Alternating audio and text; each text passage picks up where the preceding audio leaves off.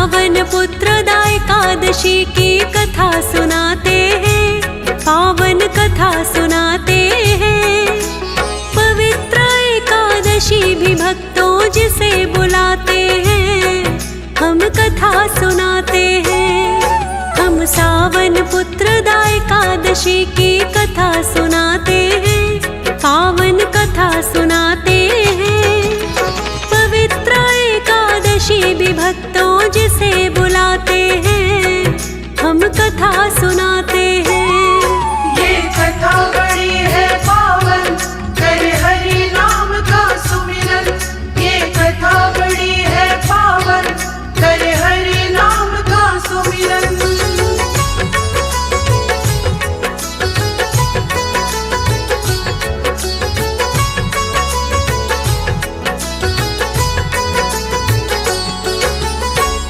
प्रिय भक्तजनों, आज हम आपको श्रावण मास के शुक्ल पक्ष में आने वाली एकादशी, जिसे श्रावण पुत्रदा एकादशी भी कहते हैं, उसकी कथा सुनाएंगे। कहते हैं पुत्रदा एकादशी का व्रत करने से सुयोग्य संतान का सुख मिलता है एवं सभी पापों का नाश होता है। रक्षाबंधन से 4 दिन पहले श्रावण पुत्रदा एकादशी का व्रत रखने से वंश में वृद्धि होती है और आने वाले संकटों का नाश होता है।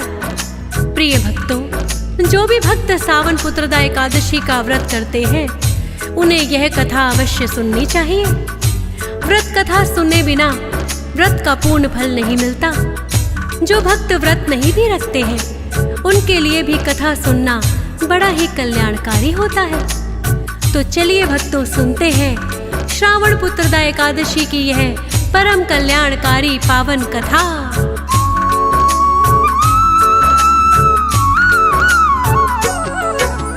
कथा बड़ी प्राचीन है भक्तों, ये द्वापर युग की। इच्छा हुई कथा सुनने की जब ये युधिष्ठिर की। श्री कृष्ण के पास में आकर वो ये कहने लगे, मार्गदर्शन सदा हमारा आप ही करते। कामिका एकादशी कथा भी आपने हमें सुनाई। करने लगे हैं एकादशी व्रत हम पांचों भाई। श्रावण मास का शुक्ल पक्ष भी अब तो चल रहा। आने वाली एकादशी का बोलो नाम है क्या? और इस एकादशी में किसका ध्यान लगाते हैं, पावन कथा सुनाते हैं। पवित्र एकादशी भी भक्तों जिसे बुलाते हैं, हम कथा सुनाते हैं। ये कथा बड़ी है पावन, करे हरि नाम का सुमिरन। ये कथा बड़ी है पावन, करे हरि नाम का सुमिरन।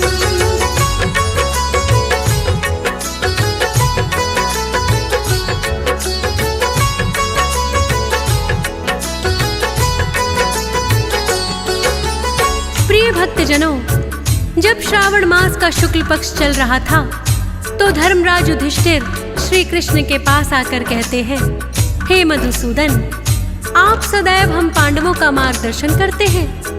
जब भी कोई उलझन हमारे मन में होती है, आप ही उसे सुलझाते हैं। आपने ही मुझे श्रावण मास के कृष्ण पक्ष की कामिका एकादशी की कथा सुनाई थी। अब क्योंकि श्रावण मास का शुक्ल पक्ष शुरू हो गया है, अतः मेरे मन में शुक्ल पक्ष की एकादशी व्रत का महात्म्य और कथा सुनने की इच्छा प्रबल हो रही है। कृपया करके मुझे व्रत कथा और एकादशी व्रत का महात्म्य सुनाकर कृतार्थ करें।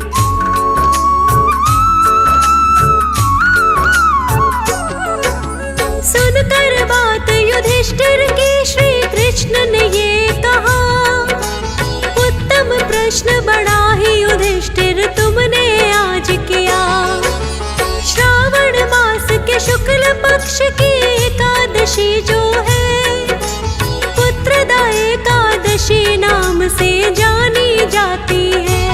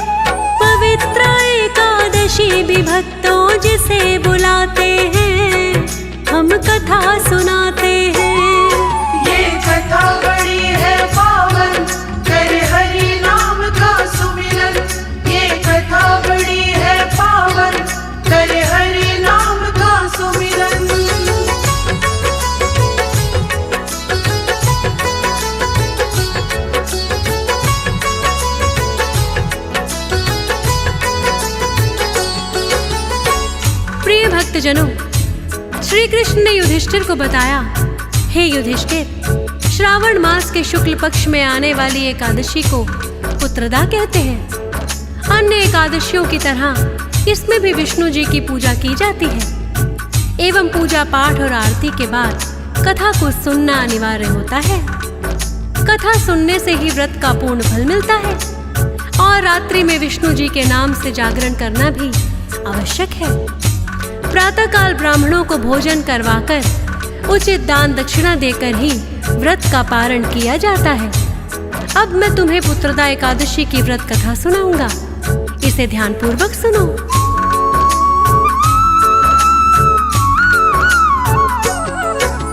द्वापर युग के आरंभ की ये बात युधिष्ठिर है। महिष्मति के नाम का कोई बड़ा प्राचीन नगर है, जिसमें करते राज युधिष्ठिर महिजित नामक राजा। धर्म परायण था बड़ा राजा, यज्ञ हवन करवाता। अपने पुत्र के जैसे करता अपनी प्रजा का पालन। प्रजावासियों के भी पास थे सारे ही सुख साधन। राजा महिजित के रहते थे सदा ही भरे खजाने। करता सहायता जो भी उनसे मांग लिया प्रजा ने। आदर पूर्वक सब राजा को शीश झुकाते हैं, पावन कथा सुनाते हैं। पवित्र एकादशी भी भक्तों जिसे बुलाते हैं, हम कथा सुनाते हैं।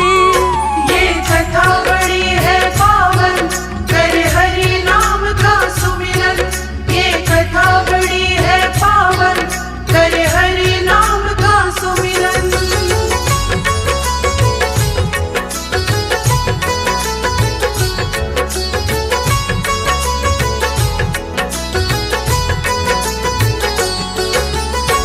प्रिय भक्तजनों, श्री कृष्ण ने युधिष्ठिर को बताया कि राजा महिजित के राज में उसकी प्रजा बड़ी ही सुखपूर्वक रहती थी।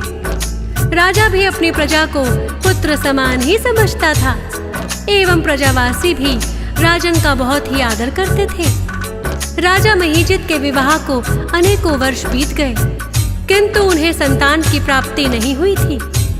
अब राजा महिजित वृद्धावस्था की ओर बढ़ने लगा था, जिस कारण वह और भी चिंतित रहने लगा।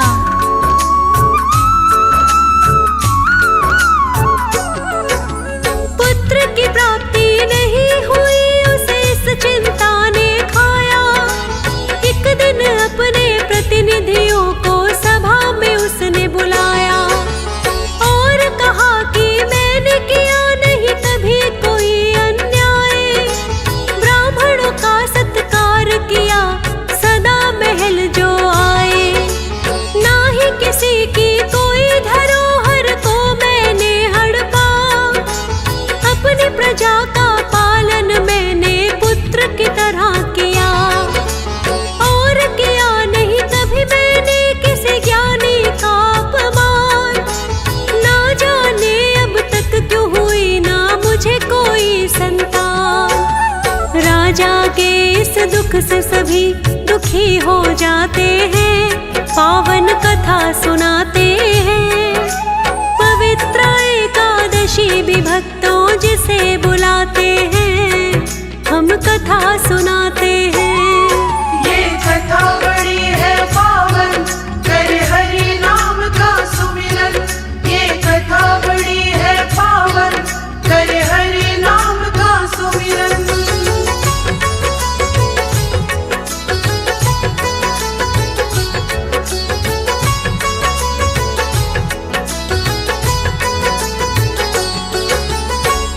प्रिय भक्तजनों, श्री कृष्ण ने कथा को आगे बढ़ाते हुए बताया, हे युधिष्ठिर, राजा के इस दुख से सभी प्रतिनिधि दुखी हो गए और वो राजन का ढांढस बंधाते हुए कहने लगे, हे राजन, आपके इस दुख से हम सब दुखी हैं और हम अवश्य ही इसका कोई उपाय खोजने की चेष्टा करेंगे, जिसके लिए आप हमें वन में जाने की अनुमति दें। वन में अनेकों ही ऋषि मुनि तपस्या करते हैं।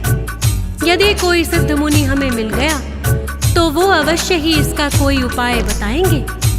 इतना कहकर राजा के कुछ प्रतिनिधि वन की ओर प्रस्थान कर जाते हैं।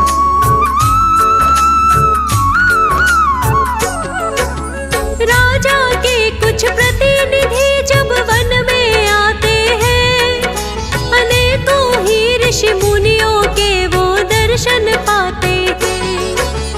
ऋषि लोमश के आश्रम में फिर एक दिन वो आए, किंतु उस समय ऋषि बैठे थे अपना ध्यान लगाए। अत्यंत ही वयोवृद्ध मुनि थे, धर्म के वो ज्ञाता।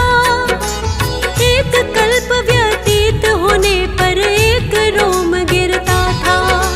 जितेंद्रिय निराहार और जितात्मा दिखते हैं, समस्त शास्त्रों के ज्ञाता वो महात्मा दिखते हैं। करके उन्हें प्रणाम वही सब बैठ ही जाते हैं, पावन कथा सुनाते हैं। पवित्र एकादशी भी भक्तों जिसे बुलाते हैं, हम कथा सुनाते हैं। ये कथा बड़ी है पावन, करे हरि नाम का सुमिरन। ये कथा बड़ी है पावन, करे हरि नाम का सुमिरन।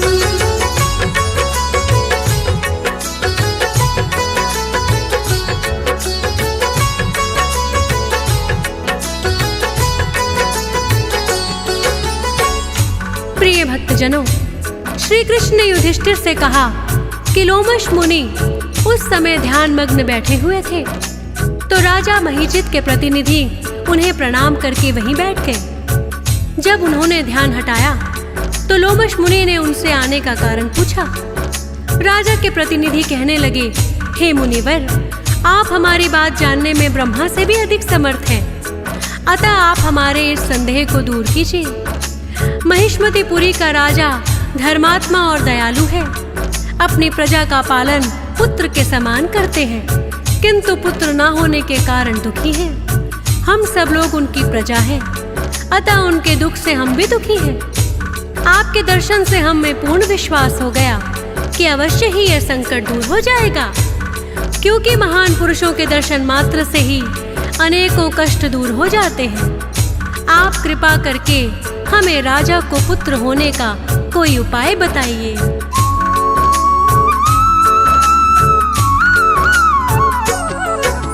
प्रतिनिधियों की बात सुनी है ऋषि लोमश ने सारी। ऋषि लोमश थे बड़े ही ज्ञानी और थे परहितकारी। बोले कि कोई उपाय इसका यदि होगा, फिक्र करो ना, अवश्य ही मैं तुम्हें बता दूंगा। कुछ क्षण के लिए उन्होंने अपने नेत्र बंद किए हैं, ध्यान लगाकर अपना वो तो सब कुछ जान गए हैं। महीजित के पूर्व जन्म का एक वृत्तांत बताया। पूर्व जन्म के कर्मों से राजन पर संकट आया। निर्धन वैश्य था पूर्व जन्म में, उन्हें बताते हैं, पावन कथा सुनाते हैं। पवित्र एकादशी भी भक्तों जिसे बुलाते हैं, हम कथा सुनाते हैं। ये कथा बड़ी है पावन, करे हरि नाम का सुमिरन। ये कथा बड़ी है पावन, करे हरि नाम का सुमिरन।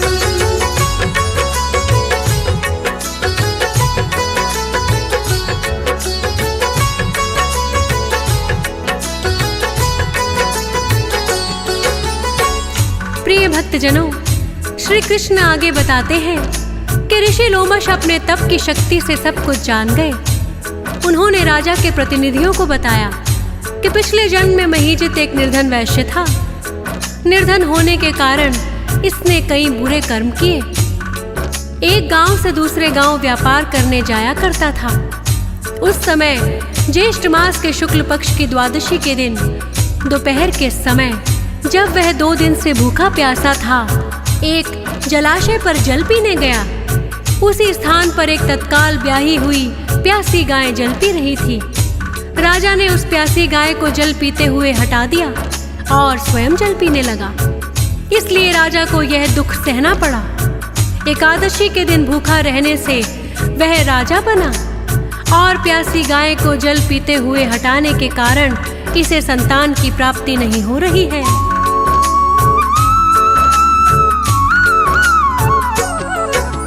प्रतिनिधियों ने जान लिया है फिर तो इसका कारण।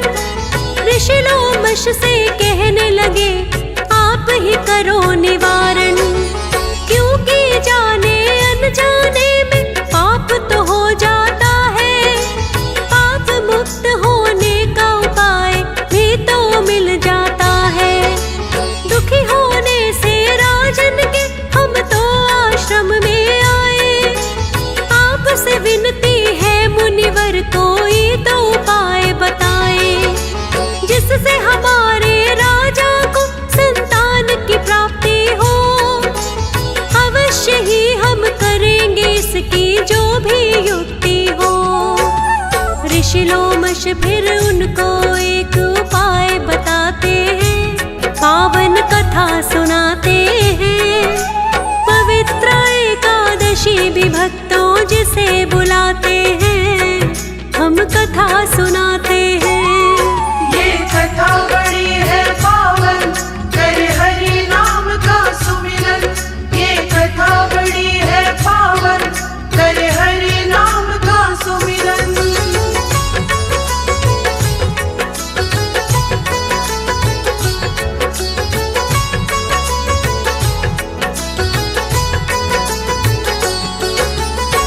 प्रिय भक्तजनों, श्री कृष्ण ने बताया, हे युधिष्ठिर, राजा के प्रतिनिधियों ने ऋषि लोमश के सामने विनम्र निवेदन किया, हे मुनिवर, जाने या अनजाने में मनुष्य से पाप हो ही जाता है।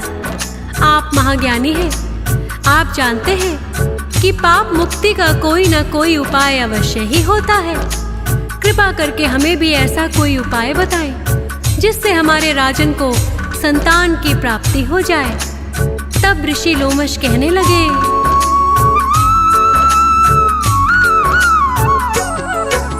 सावन मास के शुक्ल पक्ष की जब एकादशी आए, पुत्रदा एकादशी का व्रत तब राजन से करवाए।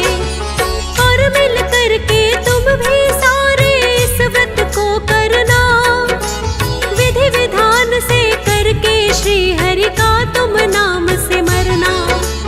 और व्रत का फल राजन को सब कर देना प्रदान, तब ही संभव हो सकता है उसको हो संतान। ऋषि लोमश ने उनको यही उपाय बता दिया। प्रकट आभार ऋषि लोमश का सबने मिलके किया। फिर तो अपने राज्य में वो सब लौट के आते हैं, पावन कथा सुनाते हैं। पवित्र एकादशी भी भक्तों जिसे बुलाते हैं, हम कथा सुनाते हैं। ये कथा बड़ी है पावन, करे हरि नाम का सुमिरन। ये कथा बड़ी है पावन, करे हरि नाम का सुमिरन।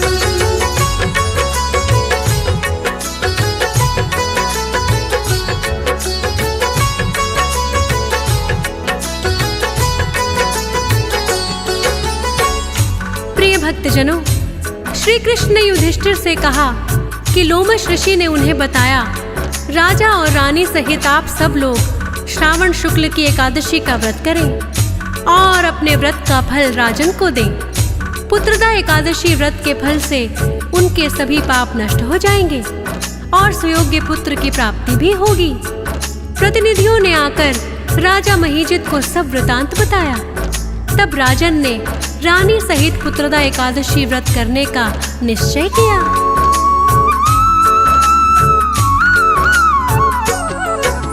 श्रावण मास के शुक्ल पक्ष की एकादशी जब आई, पुत्रदा एकादशी के व्रत की सबने रीत निभाई।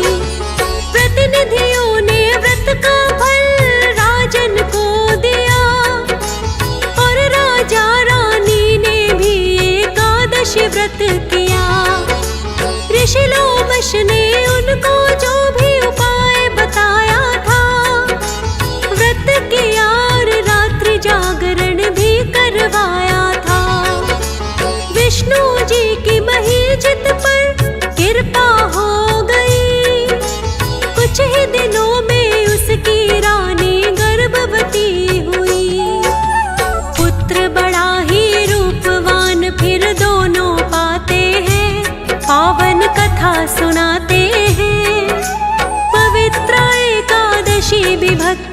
जिसे बुलाते हैं हम कथा सुनाते हैं। ये कथा बड़ी है पावन, करे हरि नाम का सुमिरन। ये कथा बड़ी है पावन, करे हरि नाम का सुमिरन।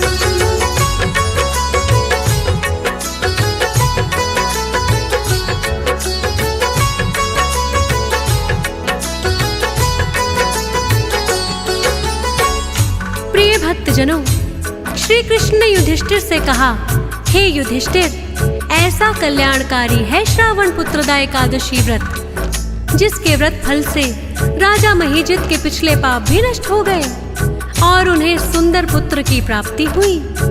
हे युधिष्ठिर, श्रावण पुत्रदा एकादशी व्रत की यही कथा है, जिसे व्रत करने वाले भक्त सुनते हैं तभी व्रत का पूर्ण फल भी मिलता है। कथा सुनकर युधिष्ठिर ने श्री कृष्ण का बड़ा ही आभार प्रकट किया और कहा, हे माधव, हम सभी भाई भी माता कुंती एवं द्रौपदी सहित पुत्रदा एकादशी व्रत अवश्य ही करेंगे।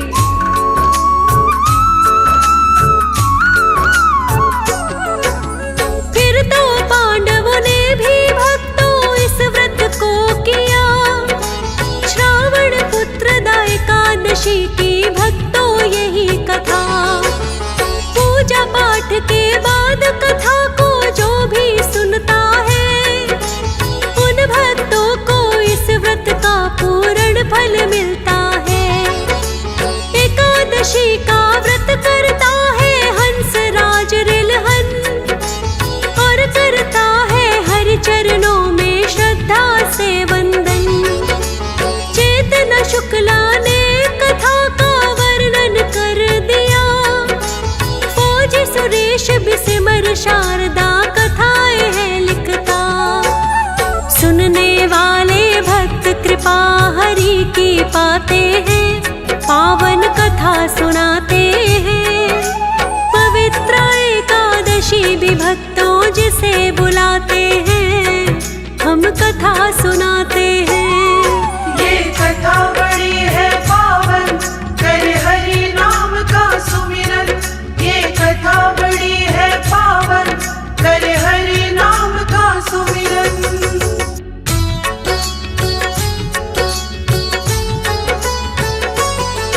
हम सावन पुत्रदा एकादशी